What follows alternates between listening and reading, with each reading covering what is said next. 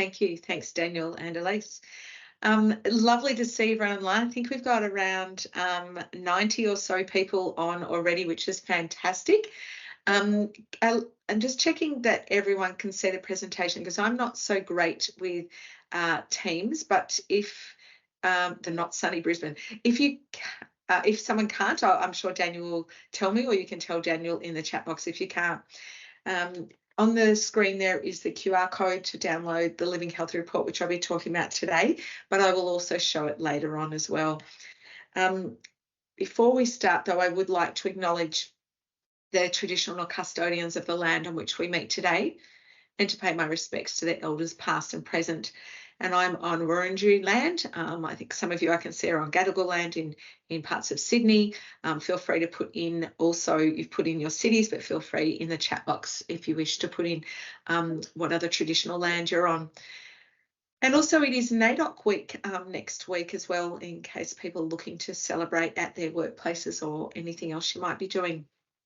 So as Daniel said, I'm Simone Austin. I'll go to the next slide in a minute. I'm an accredited practicing dietitian, advanced sports dietitian, and have been for around 30 years.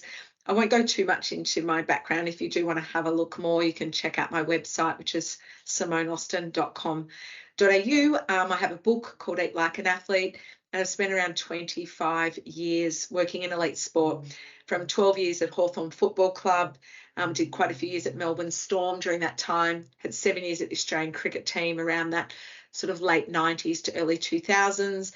Before that, I was at the Western Bulldogs AFL team, and I've done some work in Melbourne City. In fact, at one stage, I was 4 teams at one time, and I could not remember all the athletes' names. But now in my position at Healthy Life as the Chief Health Officer, I really am getting, Healthy Life is part of the Woolworths Group, but I get to make sure that the things and the way we want to talk around health in Healthy Life are the aspects that Australians need some support with, what we should be thinking about for health, what services should they be providing. And the Living Healthy Report that we're going to talk about now covers the health pillars of eat, move, feel, and stay healthy. Daniel, I'm not sure if you can turn off that buzz every time someone comes into the room or not. If you can't, it's okay. We know people keep entering. That's fine. I'm sorting that out now. Sorry. No worries. My mission today is to share with you some insights from the Healthy Life Living Healthy Report and really talk about that enormous amount of disease burden that can be prevented in Australia. And it's very much how all of us can be part of reducing this, because it's really about increasing the years of healthy living. And I'm going to share with you some of the insights that we've come across, whether it be some ABS data like you can see here, 5 million years of healthy life lost in 2018 alone. It's happening most years. We've also got in there some Oz Active data. We've got lots of Woolworths Group data, because Healthy Life, the online business owned by Woolworths, obviously Woolworths Group have a massive national footprint, and if they can make change, then that's going to affect us and improve the health of Australians. But no matter where you are, whether you're working in the community, it might be volunteer work you're doing, could be at the gym or fitness centre or wherever you are, you're part of creating an environment, and that can help enable people to live healthy habits during their days, or environments can actually work the other way and hinder. Now, knowledge is one of the things that can actually very much help us, and we try and educate people a lot of the time about health and you know, how we can help reduce this disease burden. But knowledge doesn't always equal action. Most of us know we need to move our bodies more, that we need to eat more veg or sleep when we're tired. But it's the environments around us that can help either make that easier to incorporate into our everyday life, or can actually make it more tricky to do that. So I'm going to give us some thoughts today, and hopefully you'll leave with some thoughts around how you actually create environments, whether it be in your household, your workplace, or your community. And so good news is that 1/3 of this disease burden is actually potentially preventable. And that's when you all come into this. You all can play a role in it around the eat, move, feel, and stay healthy. And if you're working within the fitness industry, you're obviously an expert on the move healthy. But you can also give some advice around the eat healthy part, as long as it's around fitting in with the Australian Dietary Guidelines. And the insights I'm going to share with you today are very much in line with the Australian Dietary Guidelines and what the scope of practice of fitness professionals can come in. If you do have any questions as we go along, please put them into the Q&A. I don't necessarily want to just talk at you. I'm happy to answer questions and move the discussion along on people's interests, as well as leaving time at the end. But today you'll leave with knowing a little bit more about how you can create some healthy environments. So here we have food sold or purchased by Australians, and looking at it compared to the Australian Dietary Guidelines. So what this graph is the vertical line or bar that you can sort of see on the end. That's the recommended dietary guidelines that we should be eating 2 fruit, 5 veg, or for this person, this is a 19 to 50-year-old male, up to 6 serves of veg a day, the 6 serves of grains. And you can see on here, we're off the chart as a population in eating discretionary. We're way too many servings of discretionary foods, and we're not hitting any of the core food groups. Let's just remember, this is population data. It's not just Woolworths Group. We had 900 million transactions of data that we aggregated all together at Woolworths Group. And then we also know what our percentage of sales is, and there is other scan data that is available that we use to actually get the snapshot of all retail purchases across Australia. So it's just not restaurants or cafes, so it's at home eating. So it's pretty unique. We've got the database, the AusNut database, and we paid the CSIRO to actually code it as per servings of food. So unique, it's not protein, carbs, it's serves. And that way people can really talk in serves. They understand when they purchase food, what a serve of grains might look like, or we can help them understand that. What a serve of vegetables and fruit. That's how people eat, and that's how they actually plan their food. So our challenge is to make environments that reduce the discretionary and help them hit the targets on those core foods. And if you look at this chart here, it's the same information over the 3 years, but it shows you as a percentage of what we're purchasing. So we can see about a third of the serves we're purchasing are actually 34%. So a third of the basket of serves is discretionary foods. That's really where we need to shift to increase. And if you think of it, only 14% are vegetables and legumes. It's not very much. And even grains, it's 21%. It's not necessarily a huge amount. People talk about us eating a lot of carbohydrate, but really it's a lot of discretionary food carbohydrate and not necessarily enough of that core food carbohydrate. So it's a challenge. And you can see over the 3 years, we really haven't changed much. There was talk about vegetables being trickier to get, more expensive, floods. We can't really just blame it on that. If you can see, really as a percentage of our basket, it hasn't changed.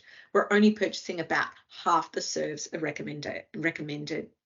So as you as health professionals, it's even asking people about how many occasions during the day do you get vegetables into your diet, and really nudging them to think about, could I get some in at breakfast? Could it be tomato on my toast or avocado?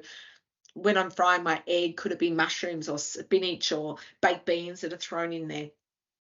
When I'm having a snack, could it actually be some avocado on my dry biscuits or some cherry tomatoes as a side? Could it be a can of soup rather than, sweet biscuits? Am I planning some of my meals around vegetables rather than just planning around the meats? So it's very much in your scope of practice to be able to nudge people to think about what they're doing there. And in the report, you'll see we have a graph that shows the biggest contributors to burden of disease. A diet low in legumes is the biggest contributor to burden of disease around diet. So a diet low in legumes. Most of you would have heard, people talk about plant proteins and us eating more plants, but really as a nation, we're not, because legumes count as the vegetables and the meat and meat alternatives. And I'll show you another graph in a moment, but we're really not making a dent on them. We don't eat many of them. And they're probably the most obvious, economical, and easiest to use plant protein source we could be using. So I challenge you all to yourselves, eat a couple more scoops of legumes or lentils, but also really to get your clients to as well. And get them to understand that canned food is actually very nutritious. It doesn't need a lot of preservatives. It's like a little pressure cooker, hasn't lost all its nutrients. You can get, I think I bought a can of lentils, brown lentils, to add to a lamb dish I was doing the other day to boost the vegetables, and it was $1.20 for that can. So much cheaper than eating meat. And it's not that people don't have to eat meat. They can eat their meat, but could you bulk up the meal, your bolognese, your Taco Tuesdays, your soups and things with adding lentils and legumes? Clear message we can send.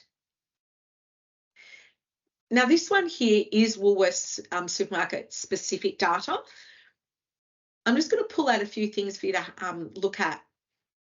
Under the fruits, fruit juice is our #1 contributor to serves of fruit. In the chat box, can anyone tell me what percentage of sugar is in fruit juice? Just have a guess, and maybe in the chat box for us. What percentage of sugar do you think is in fruit juice? 100% fruit juice. Someone's saying 30 to 50. That'd be pretty sweet.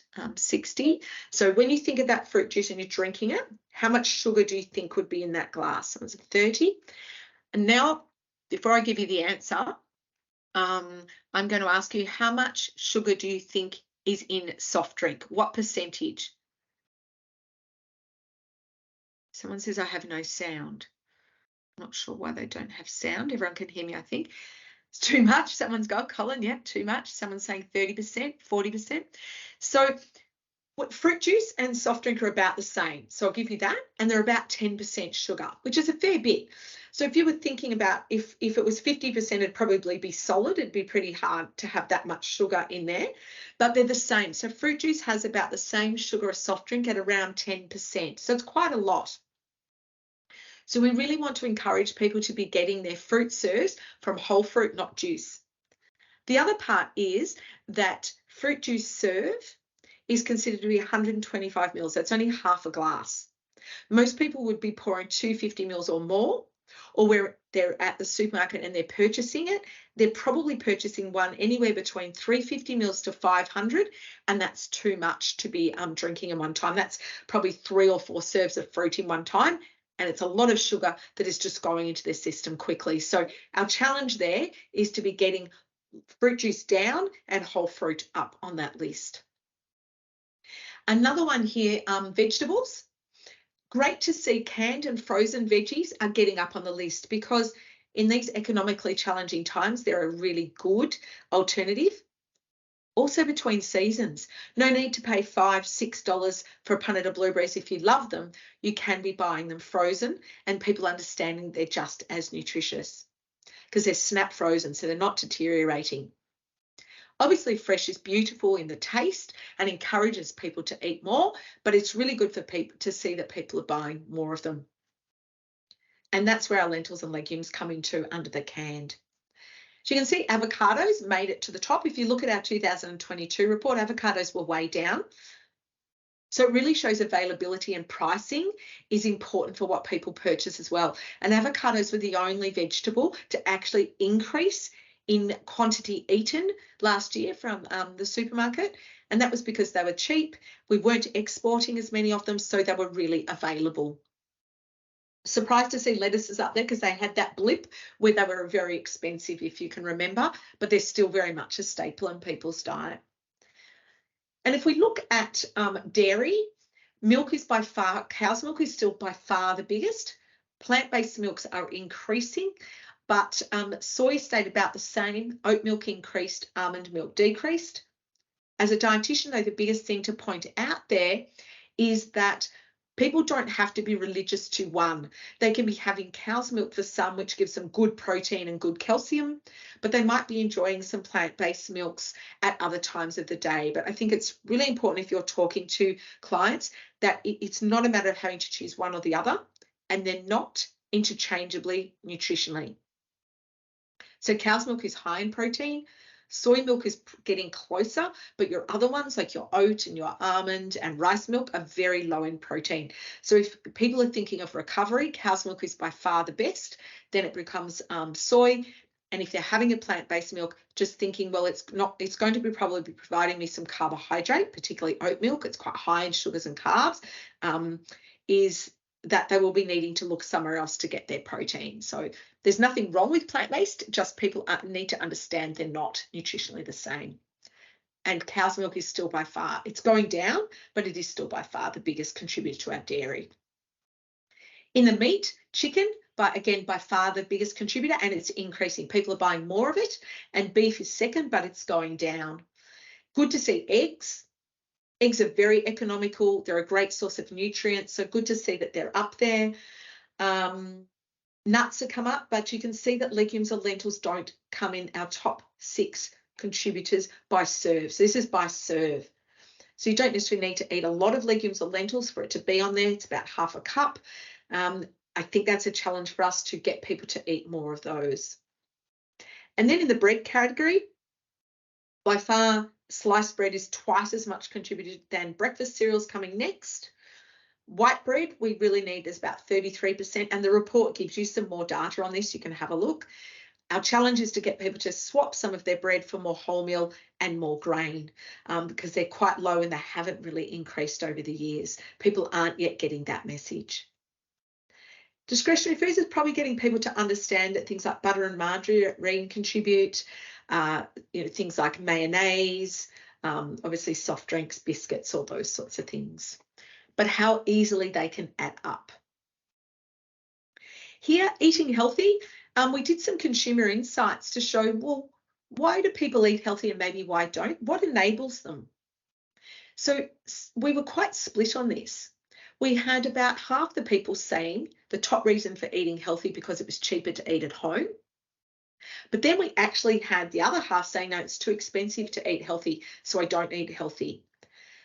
There's some research done by one of the Queensland universities nearly every year to show that actually, and the reference is in the health report, that eating a healthier basket does not have to be more expensive, and eating as per the Australian Dietary Guidelines, unless you're living in a very remote area of Australia, then it can be more expensive because fresh produce is definitely more expensive there.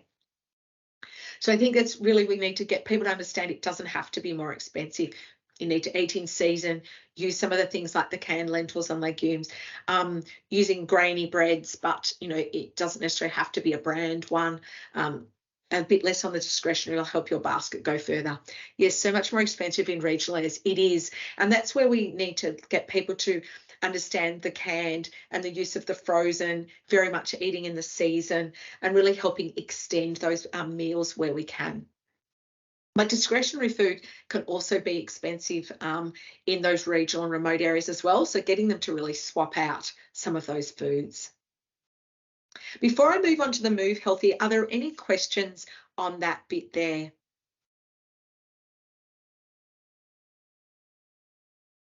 While I'm waiting to see if there's any questions, a really good stat that Nutrition Australia did some economic modelling on is if every Australian ate half a serve more of vegetables a day, so it's just a couple of scoops of veggies on your plate, we would save around $200 million per year on their healthcare costs, and we would also reduce chronic disease. How important is GI of foods? Okay, glycemic index is particularly important with people with diabetes or who are on the border with higher blood sugar levels, and also maybe people trying to manage their weight. So it is important there because it can help control appetite and the release of carbohydrate into to the bloodstream. So that's, though, getting them to combine things. So glycemic index, looking at a food on its own, is not that relevant because you don't tend to eat that many foods on their own, apart from maybe some fruit, but you eat a meal. So if you've got peas and potatoes and things in your meal, and you want to mash the potato, which makes the glycemic index go higher, if you are eating that with your protein, that's already going to reduce the glycemic index of the meal. Getting those people to understand leaving your potato whole or roasting it with some extra virgin olive oil will reduce the glycemic index compared to actually mashing it. And letting people know that adding some good quality healthy fats is good for your meal and good for your heart, but it also reduces the glycemic index. So in isolation, glycemic index isn't so good. You need to look at it as foods, as meals. And also, I would never want someone to not eat a fruit, like a fistful of any fruit, because they're worried the glycemic index is higher. If they're sticking to a fist amount, eat any fruit, just don't have the juice. Now, someone put on here something about how do I get them to understand. It's really tricky, and often people do understand, but it comes back to those enabling environments I talked about. Such as, I'll give you an example. If someone's working really long hours and they get home late, it's tricky for them to put their mind to think about preparing a meal. So it's how do I change the environment about either working less hours or preparing something at lunchtime, or maybe getting up early, or they designate it to somebody else in their household sometimes to make a meal, or they buy a healthy ready meal, or there's some meal prep. So it's unpacking to that person. It's not always that they don't understand. It's often that their lifestyle or their environment makes it difficult for them to enable. So what strategies can you talk about to them to enable? If you really think they're not understanding as such, pick one or two things. And it's something like me saying to them, something that's achievable. If you just add one serve more of veggies every day, you will reduce your risk of chronic disease. One serve. Where can we find in your day to add that one serve? So breaking it down to be quite small and achievable for them, and working on one bit at a time. I think I've missed some other questions here in the chat. I'll just have a quick look. Which milks would you recommend for keeping calcium uptake? Definitely cow's milk. Calcium is naturally in there, so it's absorbed very well with the rest of the combination of the dairy. The others have it added, so soy buy one with added calcium, but it is not going to be as well absorbed. It's a bit like taking a supplement. You will only absorb, I think it's probably around 50% of it. It's better than nothing, but dairy is where it's going to be absorbed best. And otherwise look for milks that have calcium added. It's good for long distance runners, isn't it, as a slower release of energy? So yes, a bit of yes and no. If you're doing a long distance run, I would be having some low GI first, but I would be topping up with some higher GI throughout the run if it's going to be more than 60 to 90 minutes, because you're going to need to top your fuel stores up. And there's no use having a low GI food that doesn't get digested until the race is finished. So that would be a time that you would like to have it. I think I've answered all the questions on there. Move healthy section. If I've missed anything, Daniel, call out. So Move Healthy, the report, you guys probably know this as well or better than me, but about a quarter of Australians meet the physical activity guidelines for adults, children aged 5 to 14, and also people with disability over 15. But that leaves us with 75% who don't meet the Australian Physical Activity Guidelines. The part that people fall down mostly in is the strength training. The 2 days a week of doing your lunges or your gym or something that is strength-based. That's the biggest part that Australians fall down in. Why is that important? It's really important, particularly if you're talking to an older person, but you've got to, or someone who thinks, no, strength doesn't matter to me anymore. It does, because falls are the #1 cause of injury-related hospital admissions and deaths. And around half of people with falls end up with a fracture. Now, a fracture is definitely going to impact your life and your well-being, because you've got at least probably 6 to 8 weeks where you are in a cast of some sort. And if you're an older person, the chances of you actually dying within that 12 months are quite high. The other one is musculoskeletal, down the bottom, musculoskeletal disorders. They are the second contributor to burden of disease out of everything in Australia. And strength is something that's very much related to musculoskeletal disorders. If you think about core strength, if you don't have core strength, you're likely to get a back injury, just as an example. So really emphasising to people, it doesn't have to be a lot of strength, but we need to do it. It's the biggest area we're falling down on. So if you've got some information you want to get out to clients. These are some really good stats in the report that you could pull out as to why these parts of exercise are important. Woolies are supporting around 1.4 million children in their Net Set Go, their Cricket Blast surf groms. So they're really trying to move away from just mainstream sport to make sure that, you know, different people want to move their bodies in different ways. So it's really important that we think about movement in different areas. And it's not just exercise, it's also movement in the workplace. The CEO of Woolies, Brad Banducci, talks to me about every day he has a walking meeting. So he makes sure his executive assistant, there has to be at least one walking meeting in his busy day.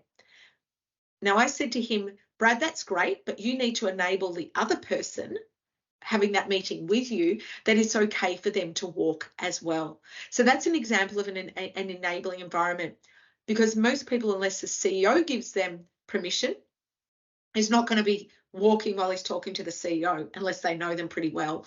So it's things like workplaces making it okay to have walking meetings, making it okay to finish meetings 5 minutes early to do some stretches or some movement. At Healthy Life on Monday, we have a sort of an update meeting, and in the first 5 minutes is either first 5 to 10 minutes, either a meditation session that one of our team takes, or it's a movement session. Now, that might sound like only a small amount of time, but it means that we know that we value our team to do it at that meeting, but at other times throughout the day, and also reminds the people not working in health, that because it could be the IT people, the marketing, the produce people, that it is important, and for them to encourage them to do it at other times. So it's really important. Loving these slides, very clear. I always include balance exercises in any workout, yet clients don't understand the importance. It's so true of stabilizing. It really is, because we get older than we think, quicker than we think, but anyone is at a risk of a fall, and falls are really a big impact on people's quality of life. And we've got some, as I mentioned, we've got other Oz Active data in the report too, so feel free to have a look at that around people coming back post-COVID and what was happening during COVID as well with people's activity levels. And I think we can all be big advocates for moving healthy. Has to be, the other one on this, moving healthy, is how we design new communities, new housing estates. If you look at some of them that don't have footpaths, how is that encouraging anyone to walk? An old person, a kid on a tricycle, a mother with a pram, a father with a pram. We have to be advocates for our environments. We're getting better on cycle paths and cycle lanes, but we need to keep even just things like footpaths, making sure footpaths are not trip hazards, making sure we've got open spaces for parks for people to just be outside and move, making sure there's mirrors and safe places to be able to walk to the station or walk to transport. That incidental exercise is really important as well. So feel healthy. This is around mental wellbeing. 1 in 5 Australians reported they had a mental or behavioural condition in 2020-21. Now, that doesn't mean it's a hospitalised condition, but it's something that they feel was impacting their mental wellbeing. Lots of workplaces have what we call employee assistance programs. The Woolworths Group one is called Sonder. At the time of the report, 38,000 of the 190,000 people were on it. It's now around the 45,000 people are on the app. Anyone can use Sonder. It's free for team to use it. Interesting, the biggest issue that people were using it for was stress. And most people were using it by chat. So they liked the chat function more than the phone function. And I think that's really important. If you're at a workplace that is thinking about how can we support our workers, that chat functions are really important to people nowadays. And also that if 40% of a pretty diverse workforce it's not 40% of the workforce, 40% of people using the service are using it for stress, it probably is something that any workplace needs to have a look at and needs to be in touch with their workforce or your clients. So if you're realising If you're working directly with clients and they're not eating how they might be, they're not turning up to their fitness, or they're not motivated to do it, but is stress an issue, and have they got an outlet or a supportive work environment or some environment that you can connect them to actually help them with the stress? So does their work pay for some sessions with a psychologist, or is there free other services? And Healthy Life have a whole suite of free health programs around eat, move, feel, sleep, managing stress, managing anxiety, moving more, moving heart. Heaps of free programs that you can encourage your team to have a look at and use, or your clients to use. Any slides on whether people living alone or someone, as to whether they eat and live healthier than either? I don't actually have that. I know from my dietetic practice that often people living alone do not eat as well, because they don't, they feel it's not worth cooking for just one person. And that's something that Dietitians Australia have been doing a lot of work with in the area of the aged care space, not just nursing homes, but aged care packages and things, to make sure that people are still able to eat well when they're living at home. Also, when washing dishes, 30% more energy expenditure used too when, using balance. Yeah, absolutely. Washing dishes, doing, what do you call it, like calf raises, all sorts of things when you're doing your dishes, and even just cooking. And you've got to go out to get your food often when you're cooking for yourself. So even just that mobility of getting out to do that. Stay healthy. That looks at things particularly around even how COVID changed telehealth services.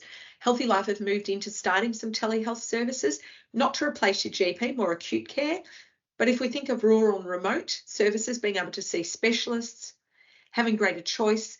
In the fitness industry, being able to have telehealth to be able to do a workout, to maybe join special sessions that you might not have in your own community, to being able to do it in your own home if you're suffering from a disability or a mental health issue, or you've got kids around at the same time to have to look after. So staying healthy, there's been some good parts of COVID that have really sped up that ability to use good quality online services.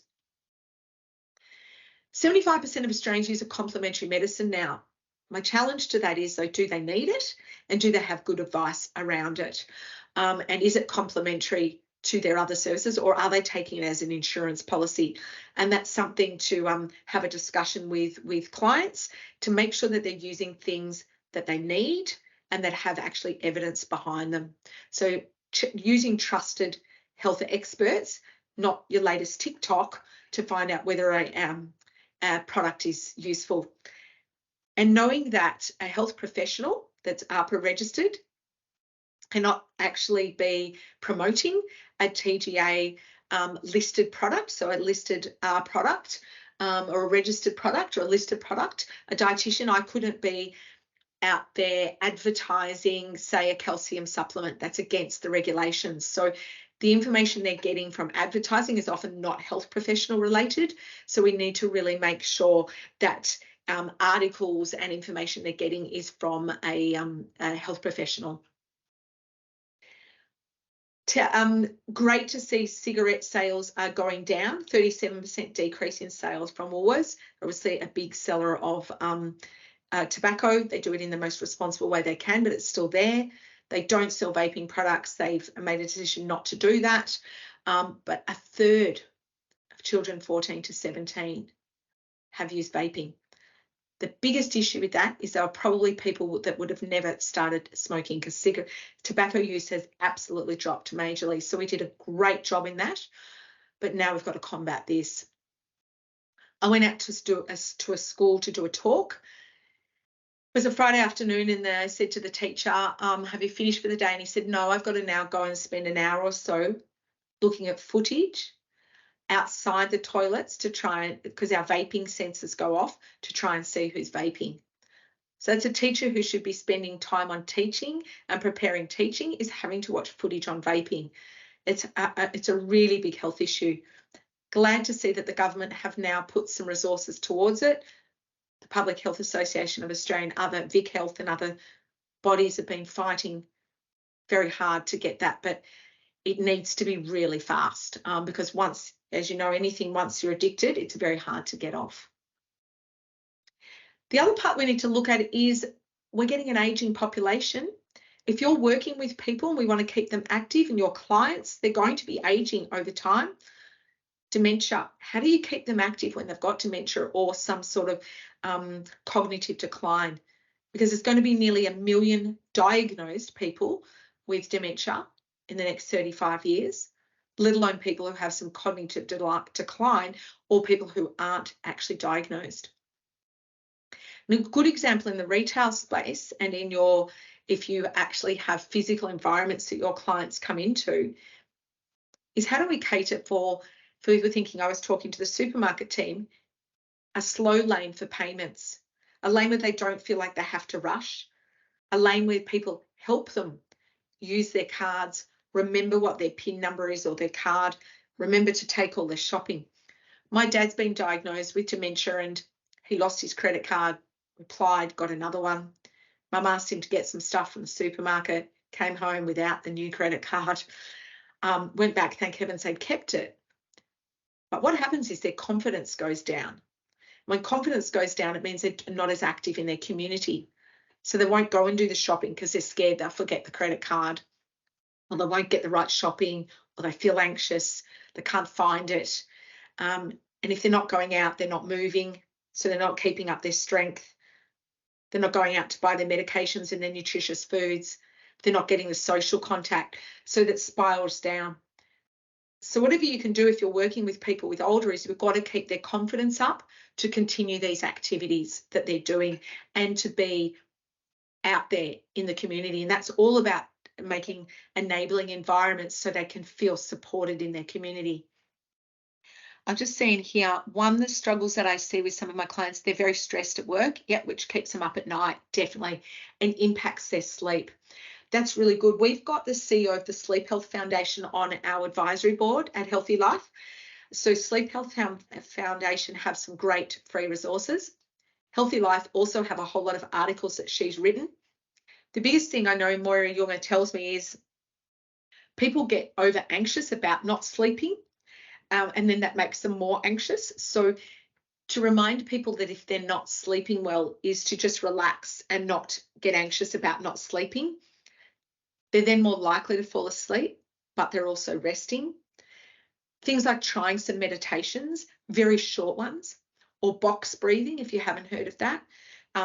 Smiling Minds has a good Instagram at the moment to show what the box breathing looks like, which is just the counting of 5, holding for 5, breathing out for 5, hold for 5 again, to try and reduce that anxiousness between the parasympathetic nerves. It's like that highway of anxiousness. So have a look at some of those specific resources because they might be useful for your person who has trouble sleeping.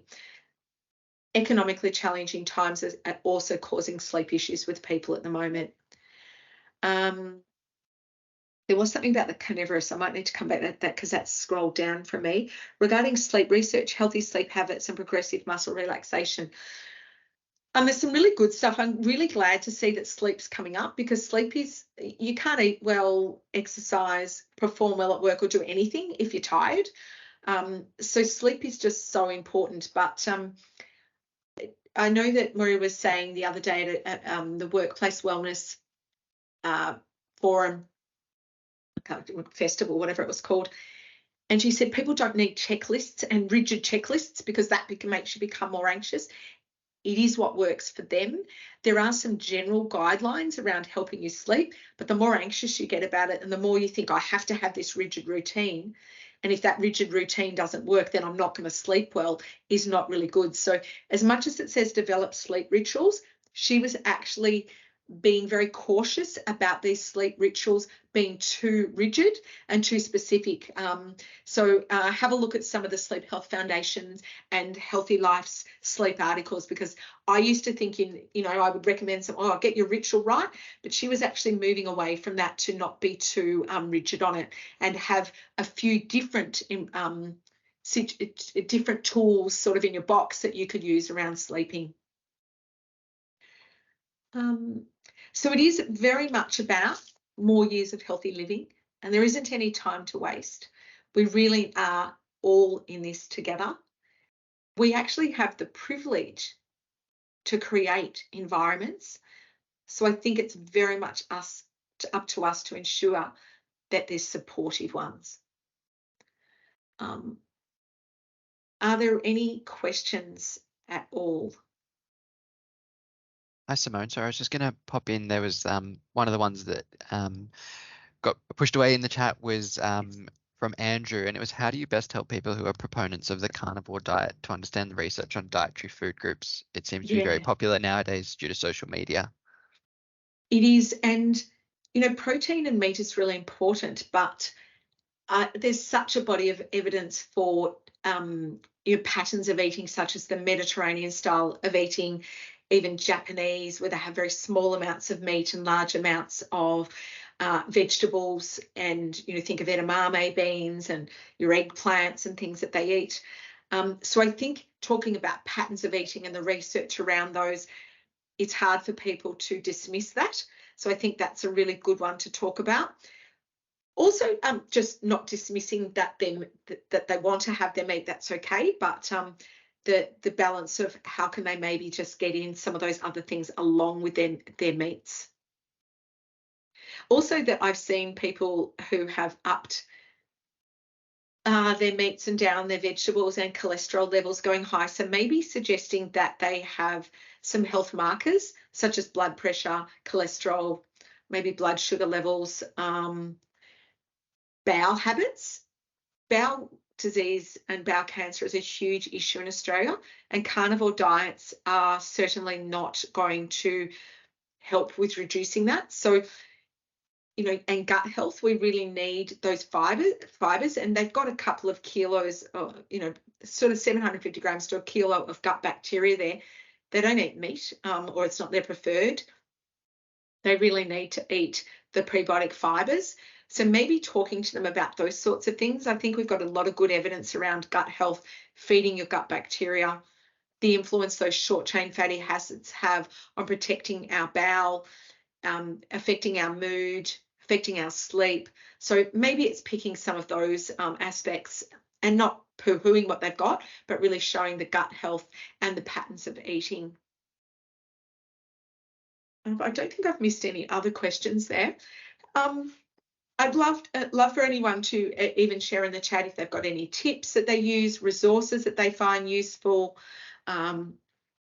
All Healthy Life's articles are written by health practitioners, health professionals, so hopefully they're useful, but also encouraging other people.